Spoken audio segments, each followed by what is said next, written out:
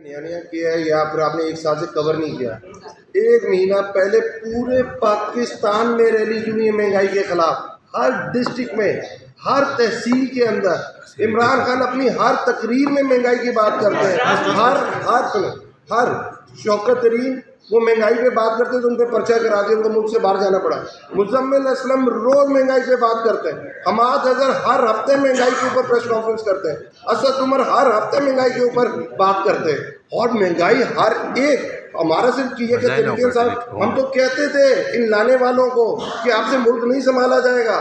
पूरी दुनिया में जो डेवलप्ड कंट्रीज हैं, जिसमें जर्मनी है, जिसमें इंग्लैंड है, 30% उनकी इकॉनमीज कॉन्ट्रैक्ट हुई थी।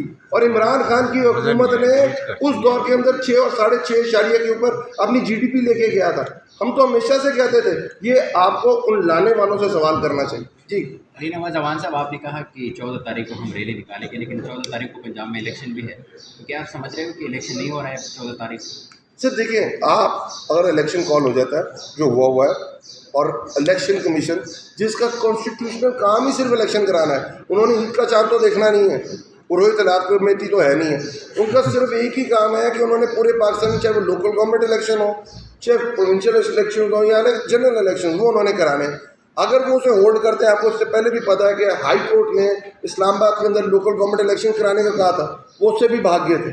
अगर वो इससे पीछे होते हैं, अगर वो सुप्रीम कोर्ट का जो डिसीजन आया है वो उससे पीछे होते हैं, PDM गवर्नमेंट उसे ओबे नहीं करती है, तो इंशाल्लाह ताला 14 तारीख को दोबारा निकलें।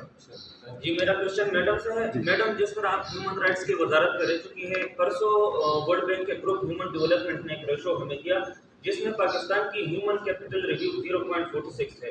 ये बांग्लादेश से भी बहुत जो है हम पीछे आ चुके हैं। तो एज अ पोजीशन हम इस ह्यूमन कैपिटल रिव्यू को बढ़ा सकते थे।